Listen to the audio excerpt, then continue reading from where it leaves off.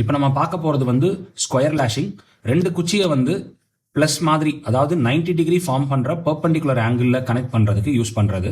ரெண்டு ஸ்டிக்கை வந்து இது மாதிரி எண்ட்லேயும் கனெக்ட் பண்ணலாம், மிடில்லையும் கனெக்ட் பண்ணலாம். நல்ல ஸ்டேபிளாக இருக்கும் இந்த ஸ்கொயர் லேஷிங்.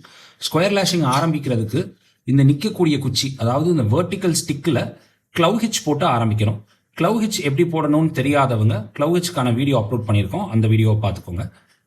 ஸோ இந்த நிற்க போகிற குச்சியில் க்ளவ் ஹிட்ச் போடுறோம். க்ளவ் ஹிட்சை நல்லா டைட்டாக போட்டுக்கோங்க.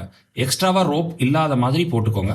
சப்போஸ் எக்ஸ்ட்ரா ரோப் இந்த பக்கம் இருக்குது அப்படின்னா அதை இதோட இந்த ஃப்ளோயிங் ரோப்போட சேர்த்து பின்னி அப்படி நீங்கள் லேஷிங் போட ஆரம்பிச்சிடலாம்.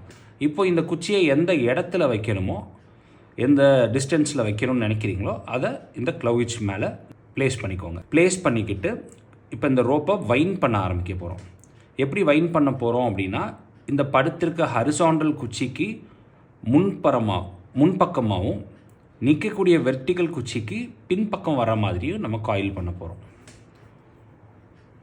ஸோ படுத்திருக்க குச்சிக்கு முன்புறமாகவும் நிற்கிற குச்சிக்கு பின்பக்கமாகவும் நம்ம காயில் பண்ணுறோம். ஒவ்வொரு தடவையும் காயில் பண்ணையில் ரோப்பை டைட் பண்ணி காயில் பண்ணுங்கள்.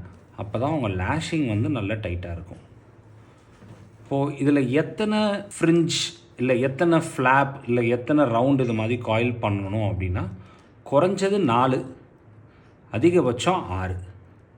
ஸோ அந்த மாதிரி போட்டிங்கனாலே உங்களோட லேஷிங் வந்து நல்ல ஸ்ட்ராங்காக இருக்கும். இப்போ நான் ஒவ்வொரு பக்கமும் 4 இருக்கிற மாதிரி போட்டிருக்கேன். 1 2 3 4 1 2 3 4. இப்போது இந்த லேஷிங்கை காயில் பண்ணதுக்கப்புறம் இதை வந்து நம்ம லாக் பண்ண போகிறோம்.